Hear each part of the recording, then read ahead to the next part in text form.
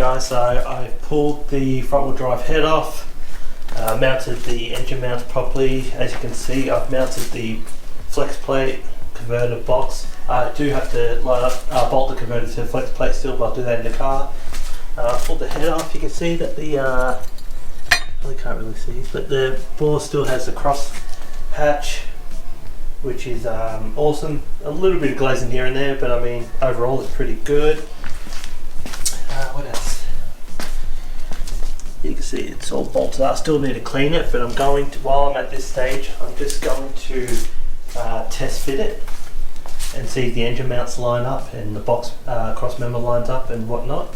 And then I'll give it a clean and obviously finish it all off. But yeah, I'll check in once it's hopefully mounted in the car.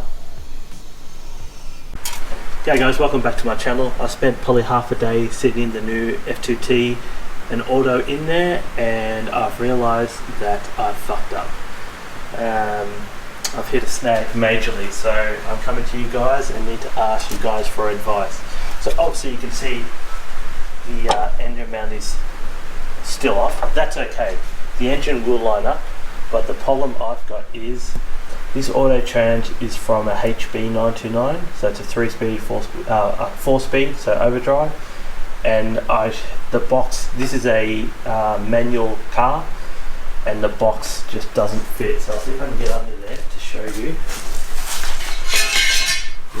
Please excuse the rain, terrible Melbourne day. But if you see, I don't know if you can see that too well. You can see that the box is just too fat for the tunnel.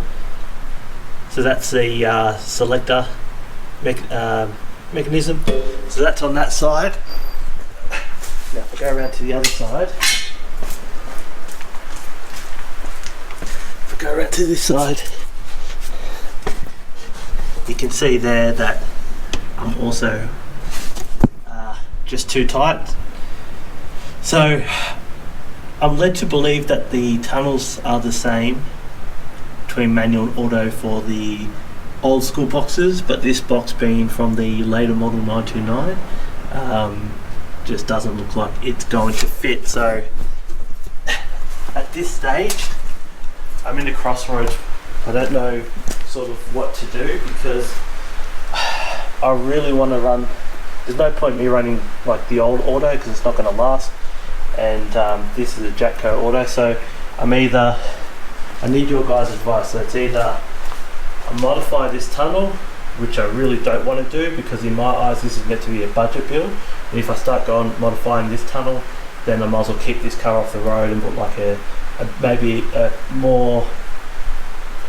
different platform that can maybe make more power down the road if I'm going to the extent of modifying tunnels and stuff. To me, there's no point modifying a tunnel for something that's, you know, ultimately not a massive powerhouse. Maybe I put an SR or something in there, or an LS1 if I'm going to modify a tunnel. So option 1 is to modify this tunnel. Option 2 is to run a manual box. Again, don't want to run a manual box. I know I'm stubborn, but I want to build the build to how I want it, and I want an auto. And option 3, if you guys are up for it, is to put it all into this one. So put that turbo set up. From that, I know we'll all bolt straight into this. We can go get this painted, put some wheels on it. It'll all be legal too, because these come out, these HB 99s come out turbocharged. So this is option 3, and this is the option I'm hoping you guys will be keen on. Otherwise, this old girl's going to have to get some meat cut out of that tunnel, I think. So yeah, again, the motor will fit, the box won't fit. I don't want to run manual. I don't want to run the older box, because to me, if I'm making say 200 to 300 kilowatt, there's no point in me running the older box if I can't enjoy the car. So yeah, I've been mucking around with it for ages, and now I've come to the realization I've hit a snag. So if we were to get this one up and running first, I'll look then probably send this one away to get modified and fit up a different power plant, but obviously then this one becomes less of a budget and more of a sort of a keeper. And then this one here would become my budget build. Now, all honesty, the body needs paint. I mean, the interior will clean up well. The body needs paint, but the chassis, the body is rust free. The chassis is rust free and straight, but stuff like this, I can get those pushed out during paint. Yeah, let me know in the comments below what you think I should do, whether I should spend the money and modify the tunnel on the Mazda, or whether I should modify the tunnel and fit a different driveline into the wagon, and pull all this F2T and auto box out and make a 99 street weapon that's all legal. Can go on club reg with no issue. Obviously it'd be painted, be wheels, be looking pretty dope in my opinion. And then we can use the wagon for some later content, and perhaps, like I said, put an SR or put an SR or a LS1 or something, and then that way I can get the tunnel modified, get the mounts done. The reason I don't do it myself is I just, number one, don't have the tools. While I might be mechanically minded and stuff like that, I just don't have the equipment and tools to be able to do it. And then I'm thinking, if I'm going to spend, please excuse the rain, give you guys a quick look at the interior. If I'm going to spend, say, 2 to 3k to modify the tunnel, I might as well put a bigger power plant in, and then put a 9-inch and make this a real sleeper, and then have this be the one that receives that drive line. So I'm just going to double check the VIN on this to make sure that, because I bought this as a parts car, but it's actually really clean. So I'm just going to double check the VIN on this to make sure that it doesn't have like it's not written off or anything like that. And then if it's not, depending on what you guys suggest, then honestly I think it's just a wise move to fit this setup into that one. It's legal, don't need to be engineered because it's factory turbo, and I don't have to be wasting money cutting tunnels, this and that. It all literally bolts straight into the HB99. The only thing I'm going to do is get the dents pulled out, probably get it painted, a set of wheels, and I'm done. So logically that makes sense, but obviously I've started the build on this, so I need your guys' input on what you think I should do. Yeah, I'm sort of just a bit down at the moment because I'm a bit lost, a bit shitty, because I really wanted to keep this wagon to a budget build, like the sort of all my titles suggest. But I still can, like if I want to just do it for content, I would just put an old box on it or a manual, and that's that. But I don't know, I just don't want to do that. I think the 4-speed would be a good box. I'd get a converter built for it, good size turbo, and I think you don't see many of these on the road either. It still keeps a nostalgic feel, being an 85, and it still sticks within my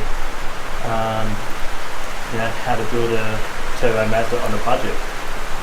If anything, this would be more on a budget because it's less modifications than getting this thing to fit. And it's not just, I didn't just put this motor in and spend 5 minutes saying, nah, that's it. I literally spent like all day yesterday on it. Then I had to walk away. Sometimes you get frustrated, you just have to walk away. And then I jacked the car up and got under there to actually see what the issue is. And yeah, the box is just not going to fit. So please let me know in the comments below if you guys would like me to pull out the F2T and auto and do the 99 as the budget build, and then after this is completed we will get stuck into this and make this a more of a serious weapon, I'm thinking. Increase the budget on this, no more budget. Just look like a 400 kilowatt driveline in this, 400 kilowatt driveline, 9-inch, and keep it looking exactly the same. Keep it looking, the bits of rust and dents and stuff, just making it a weapon. Because in my eyes, if I'm going to spend the money to do a conversion and then get this engineered, so that's another big factor too. The F22, I'm going to have to spend money to get it engineered, which I was going to anyway, but if I'm then now going to have to cut the tunnel to fit the box and then engineer it, in my eyes, I might as well use that money to engineer it and tunnel work on a better driveline, because the F2T, while awesome motor, I was only aiming for sort of 200 to 300 kilowatts at the wheels.